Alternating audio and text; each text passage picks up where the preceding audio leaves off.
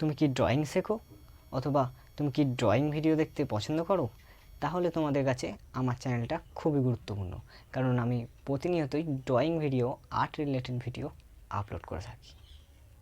তো hello friends, simple art Sushovan চ্যানেলে তোমাদের সবাইকে স্বাগত জানাই। তো আশা করি সবাই খুব ভালো আছো এবং সুস্থ আছো।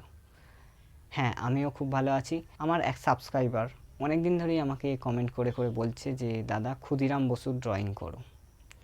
তো শুধুমাত্র ওর জন্যই আমি আজকে এই ভিডিও বানাচ্ছি এবং ক্ষুদিরাম বসুর ড্রয়িং করছি।